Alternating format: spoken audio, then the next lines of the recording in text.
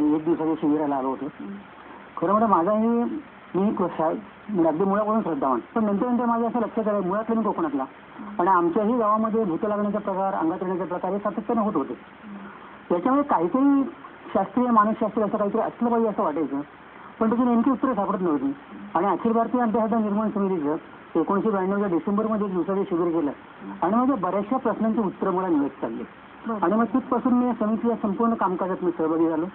गेली ही आता 19 वर्ष त्या समितीच्या संपूर्ण कामकाजात तुमची श्रद्धा होती किंवा अनेक गोष्टी पाहिजेत, तुम्ही कशावर अशी श्रद्धा ठेवली आणि मग नंतर तुम्हाला वाटलं की नाही बाबा, म्हणजे जसं सर म्हणाले की विश्वास उडाला आपल्या एखाद्या गोष्टीवर आणि मग तुम्ही इतक्या म्हणजे असं पेटून काम करतात.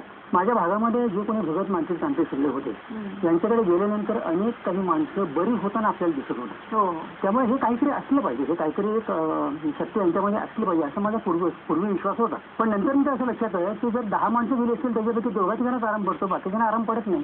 तर याच्या मागचं काहीतरी वेगळं कारण असलं पाहिजे, यांना आराम का मिळत नाही. मग याचं मानसशास्त्रीय कारण शोधण्याकरता मी अनेक पुस्तकं वाचली. पुस्तकांमधून थोडीशी उत्तरं मिळत होती, पण नेमकं कारण मला या समितीमध्ये आल्यानंतर ही प्रक्रिया नेमकी काय असते, मानसिक प्रक्रिया काय असते, ही प्रक्रिया मला या समितीमध्ये आल्यानंतर समजली.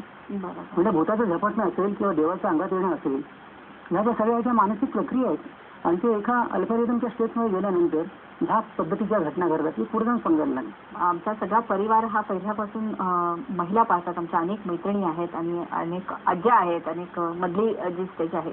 दृष्ट लागणे हा एक खूप मोठा श्रद्धेचा भाग मानला जातो की असं काहीतरी होतं आणि दृष्ट लागली जाते आणि हा घराघरामध्ये अत्यंत संवेदनशील असा विषय आहे. मुळात दृष्ट लागते का? मला असं वाटायचं की हे